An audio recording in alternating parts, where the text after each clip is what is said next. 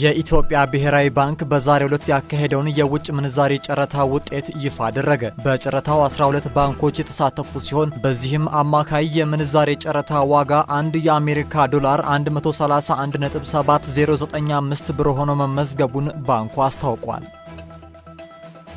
ብርቱካን ተመስገንን ጨምሮ በሽብር ወንጀል በተጠረጠሩ ግለሰቦች ላይ ለፖሊስ ተጨማሪ የ14 ቀናት የምርመራ ጊዜ ተፈቀደ። ተከሳሾቹ በተጠረጠሩበት የሽብር ወንጀል ስልጣንን በኃይል ለመያዝ በብሔሮች ብሔረሰቦችና ሕዝቦች መካከል ቅራኔ በመፍጠርና ወደ ግጭት እንዲገቡ ለማድረግና ሌሎች የምርመራ የጥርጣሬ መነሻውን ፖሊስ ለችሎቱ አቅርቧል።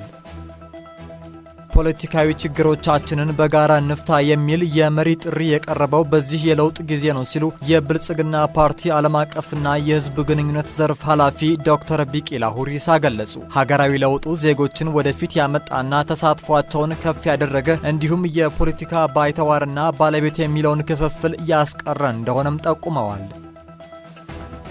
በትግራይ ክልል ለሚገኙ የጤና ተቋማት 120 አምቡላንሶችን ጨምሮ የመድኃኒትና የሕክምና መሳሪያዎች ድጋፍ ተደረገ። በክልሉ ያለውን መሰረታዊ የመድኃኒት አቅርቦት እጥረት ለመፍታትና የአምቡላንስ ተደራሽነትን ለማስፋት ከአጋር ድርጅቶች ጋር በመተባበር ድጋፍ መደረጉን የኢትዮጵያ ቀይ መስቀል ማህበር የትግራይ ክልል ቅርንጫፍ ጽሕፈት ቤት ገልጿል።